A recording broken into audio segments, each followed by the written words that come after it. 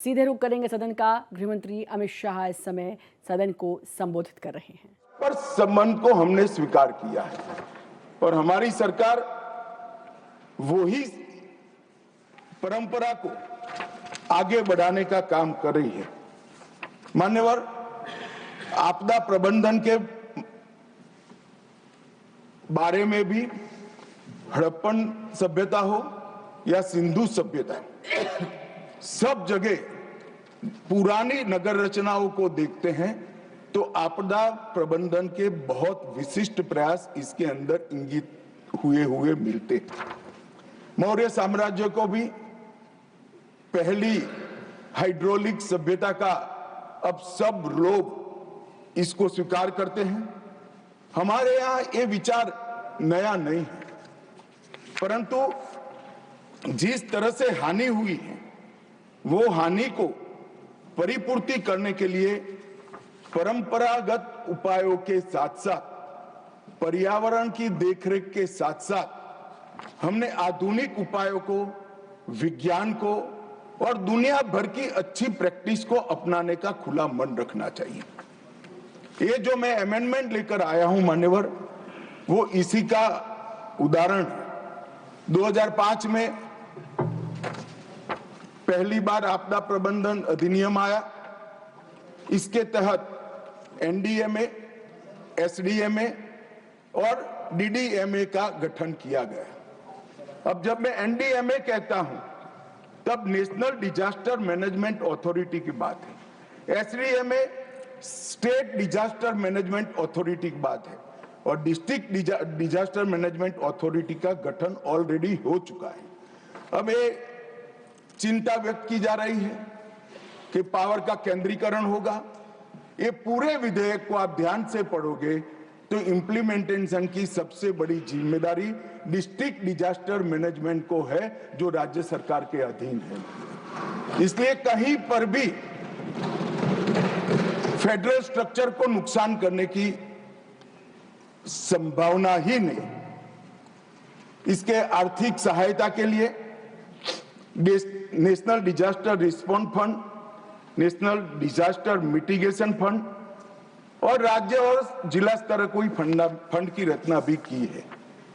मान्यवर, जो पक्षपात का बहुत सारे लोगों ने आरोप लगाया, इसका मैं डिटेल में जवाब दूंगा, परंतु अगर पक्षपात होता है तो 2005 में यूपीए की सरकार के बनाए कानून के कारण होता है। मान्यवर, हमने उसमें कोई परिवर्तन नहीं किया है।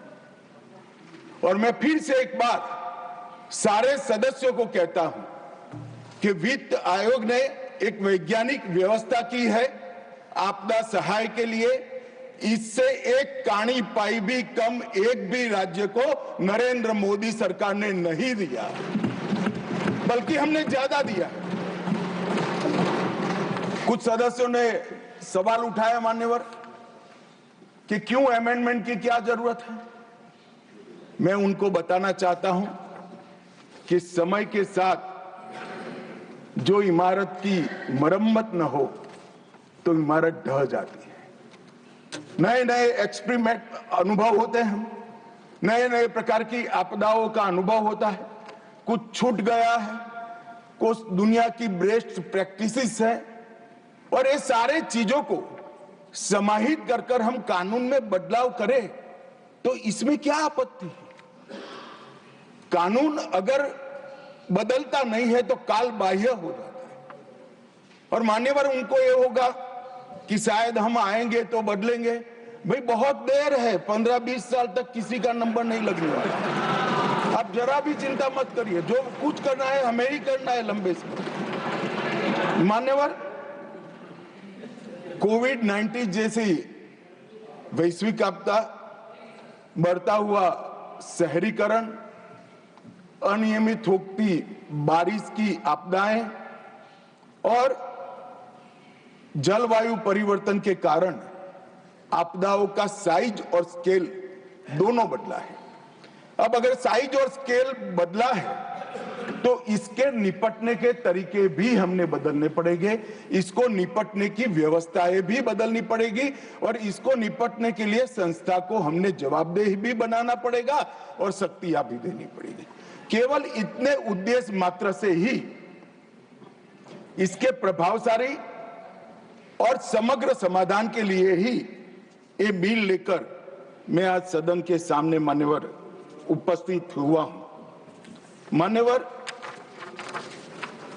स्टेक होल्डर्स को हमने पहले से ही अप्रोच किया है।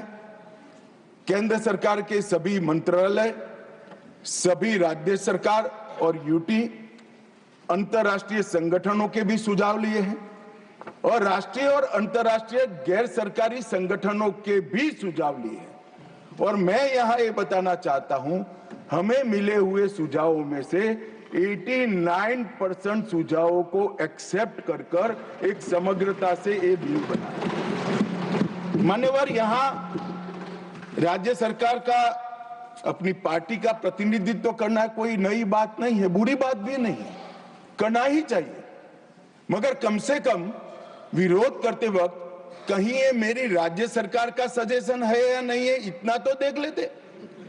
आपने ढेर सारे ऐसे सजेशनों का विरोध किया है जो उनकी ही राज्य सरकार ने की है। मानिए, अब मैं एक एक कर सदस्यों को बुरा लगे इस तरह की कटु बात इस प्रकार के विषय में करना नहीं चाहता, मगर मेरा आग्रह है कि कम से कम सिर्फ बिल पढ़े बगैर मेरी पार्टी का स्टैंड क्या है, मेरी पार्टी की पॉलिसी क्या है, मेरी पार्टी की चुनी हुई सरकार की पॉलिसी क्या है, इसने क्या सजेशन किए हैं,